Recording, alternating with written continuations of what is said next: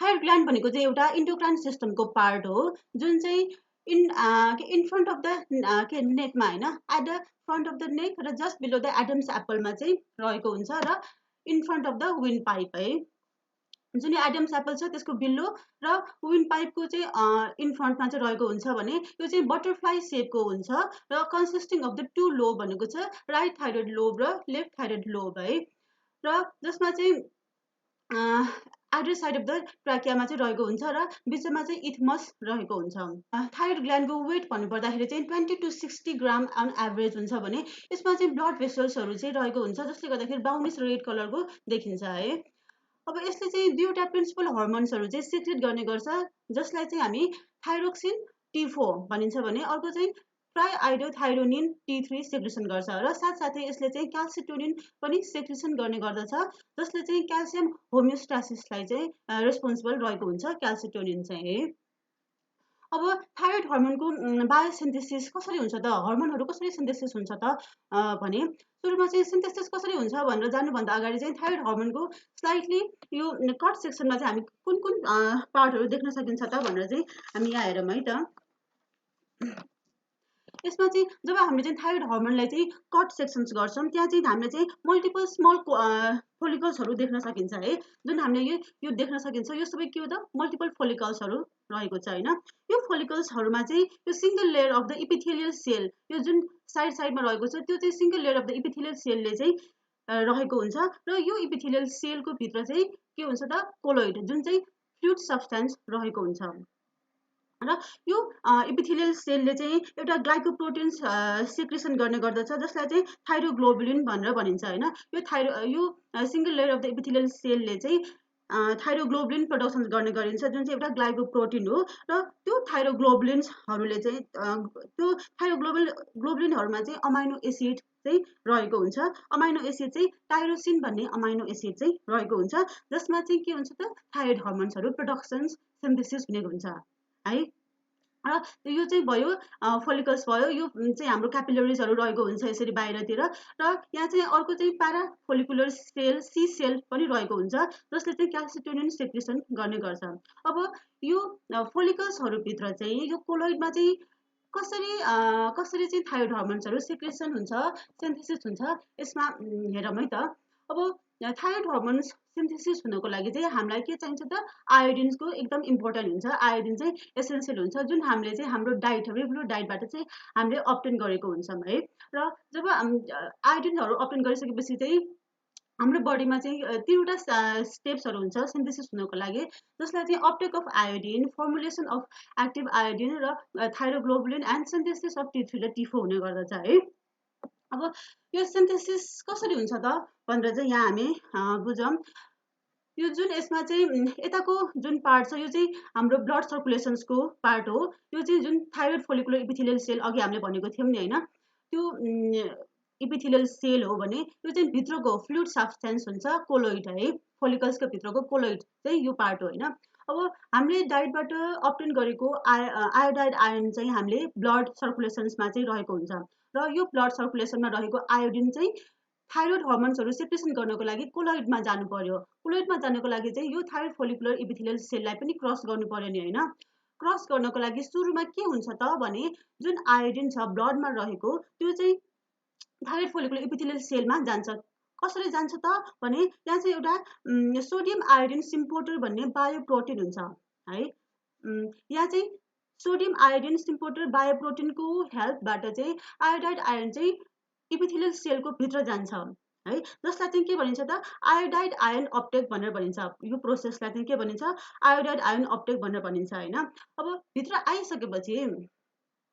Epithelial सेलभित्र आइसकेपछि अब यहाँबाट मुभ अन हुँदै भित्र जान्छ होइन र भित्र गइसकेपछि यसले के गर्छ त त्यो आयोडाइड आयनले भने त्यो epithelial membrane inner side of the epithelial मेम्ब्रेनसम्म पुग्छ र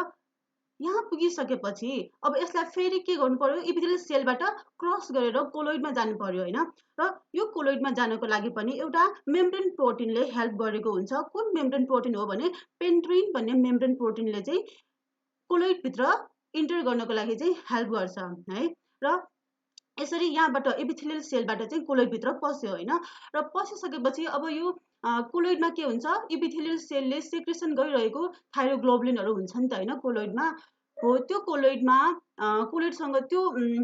थाइरोग्लोबुलिनसँग चाहिँ कम्बाइन हुनको लागि चाहिँ डाइरेक्ट कम्बाइन हुन सक्दैन। त्यसैले योसँग कम्बाइन हुनको निम्ति सुरुमा यो आयोडाइड आयन चाहिँ अक्सिडाइज हुनुपर्छ होइन। आयोडिनमा चाहिँ अक्सिडाइज हुनुपर्छ र त्यो अक्सिडाइज हुनको निम्ति चाहिँ कोलोइडमा एउटा इन्जाइम्स हुन्छ जसलाई चाहिँ थाइरोइड पेरोक्सिडेज भनिन्छ होइन। त्यो थाइरोइड पेरोक्सिडेजको हेल्पबाट चाहिँ आयोडाइड आयोन केमा कन्भर्ट हुन्छ त, आयोडिनमा कन्भर्ट हुन्छ, जसलाई चाहिँ के भनिन्छ, यो प्रोसेसलाई चाहिँ हामी अक्सिडेसन्स भनेर भनिन्छ है। र अक्सिडेसन्स भइसकेपछि यो आयोडिन बनिसकेपछि अब कोलोइडमा भएको थाइरोग्लोबुलिनसँग यो कम्बाइन हुन्छ र कम्बाइन भइसकेपछि चाहिँ यहाँ एमआइटी भनेको चाहिँ मोनो आइडो टाइरोसिन र डाइआइडोटाइरोसिन्सहरू चाहिँ फर्मेसन हुन्छ है। यसरी फर्मेसन हुन्छ र यो प्रोसेसलाई चाहिँ के भनिन्छ त भन्दाखेरि चाहिँ आयोडाइनेसन अथवा चाहिँ कन्डेन्सेसन्स भनेर भनिन्छ। यो जुन कम्बाइन हुने प्रोसेसलाई चाहिँ आयोडाइनेसन भनेर भनिन्छ। अब यसरी एमआइटी डिआइटी फर्मेसन भइसकेपछि कोलोइडमा भएको त्यही थाइरोइड पेरोक्सिडेजको थ्रुबाट नै कप्लिङ हुने गर्दछ। कप्लिङमा चाहिँ के हुन्छ त भन्दाखेरि चाहिँ जुन एमआइटी डिआइटी पनि कम्बाइन हुनसक्छ अथवा चाहिँ डिआइटी पनि कप्लिङ हुनसक्छ। यदि एमआइटी र डिआइटी कप्लिङ भयो भने चाहिँ के हुन्छ त, यो भनेको चाहिँ एउटा सिङ्गल यो एमआइटी भनेको चाहिँ सिङ्गल मलिकुल्स हुन्छ भने डिआइटी भनेको चाहिँ डबल मलिकुल्स भएको हुन्छ र यसरी यो दुईवटा एमआइटी डिआइटी कम्बाइन भयो भने कप्लिङ भयो भने चाहिँ T3 बन्छ, 3 मलिकुल्स है। र डिआइटी कप्लिङ भयो भने चाहिँ 4 मलिकुल्स T4 सिन्थेसिस हुने गर्दछ होइन। यसरी चाहिँ T4 र T3 चाहिँ सिन्थेसिस हुन्छ। अब यो त फोलिकल्सभित्रको कोलोइडमा सिन्थेसिस भइसक्यो T3 र T4 र बाँकी भएको चाहिँ एमआइटी र डिआइटी चाहिँ एज इट इज नै प्रेजेन्ट भएको हुन्छ। अब यहाँ भएको कोलोइडमा भएको एमआइटी र T3 र T4 चाहिँ हामीलाई केमा जानु पर्यो त, सर्कुलेसनमा जानु पर्यो नि त होइन फेरि। र त्यसको लागि फेरि यो चाहिँ इन्डोसाइटोसिसको थ्रुबाट चाहिँ फोलिकुलर इपिथेलियल सेलभित्र जाने गर्दछ, जसलाई चाहिँ हामी के भन्छौँ त भन्दाखेरि चाहिँ रिजर्प्सन भनेर चाहिँ भनिन्छ यो प्रोसेसलाई चाहिँ। र भित्र गइसकेपछि यहाँ एमआइटी र डिआइटी चाहिँ यो एमआइटी र डिआइटी त सर्कुलेसनमा आउने भएन, यो फेरि चाहिँ माथि फेरि प्रोसेसमा चाहिँ जाने गर्छ भने जुन T3 र T4 चाहिँ हाम्रो ब्लड सर्कुलेसनमा चाहिँ प्रोटियोलाइसिसको प्रोसेसबाट चाहिँ जाने गर्छ।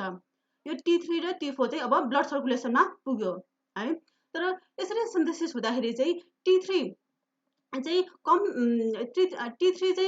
सिन्थेसिस हुन्छ भने T4 चाहिँ म्याक्सिमम सिन्थेसिस हुन्छ। म्याक्सिमम भन्नाले चाहिँ एभरेजमा चाहिँ 90% चाहिँ T4 सिन्थेसिस हुन्छ होइन, अनि T3 चाहिँ अराउन्ड 10% मात्र सिन्थेसिस हुन्छ।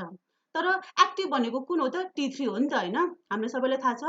T3 चाहिँ एक्टिभ हो, तर यो कम सिन्थेसिस हुन्छ। T4 चाहिँ एक्टिभ हुँदैन, तर यो बडी सिन्थेसिस हुन्छ भने सर्कुलेसनमा गइसकेपछि यो T4 चाहिँ जुन बडी प्रडक्सन भएको हुन्छ त्यो चाहिँ T3 मा चाहिँ कन्भर्जन हुनुपर्ने हुन्छ। कन्भर्जन्सको लागि चाहिँ एउटा इन्जाइम्स हुन्छ, त्यो चाहिँ आइडोथाइरोनिन डिआयोडिनेज भन्ने इन्जाइम्स हुन्छ, त्यसले चाहिँ T4 लाई चाहिँ T3 मा चाहिँ कन्भर्ट गर्ने हुन्छ है। अब यो इन्जाइम्स चाहिँ कहाँबाट प्रोडक्सन्स गर्छ त भने यो जुन T4 छ, T4 चाहिँ के हुन्छ भन्दाखेरि चाहिँ T3 अथवा चाहिँ रिभर्स T3 मा चाहिँ कन्भर्जन हुने गर्दछ होइन। अब यसको लागि चाहिँ यो आइडोथाइरोनिन डिआयोडिनेज भन्ने इन्जाइम्स चाहिँ कहाँ प्रोडक्सन हुन्छ त भने यसमा चाहिँ 3टा डी हुन्छ होइन। यसलाई चाहिँ D1, D2, D3 भनेर भनिन्छ के। इन्जाइम्समा यो इन्जाइम्सहरू पनि D1, D2 र D3 हुन्छ होइन। हामी यहाँ कुरा गर्दैछौँ ल सर्कुलेसनमा। अब यो D1 र D2 ले चाहिँ T4 लाई T3 मा कन्भर्जन गर्छ भने D3 ले चाहिँ रिभर्स T3 मा चाहिँ कन्भर्जन गर्ने गर्दछ है। र D1 भनेको चाहिँ लिभर, किडनी र थाइरोइडमा प्रोडक्सन हुन्छ भने D2 चाहिँ ब्रेन, पिट्युटरी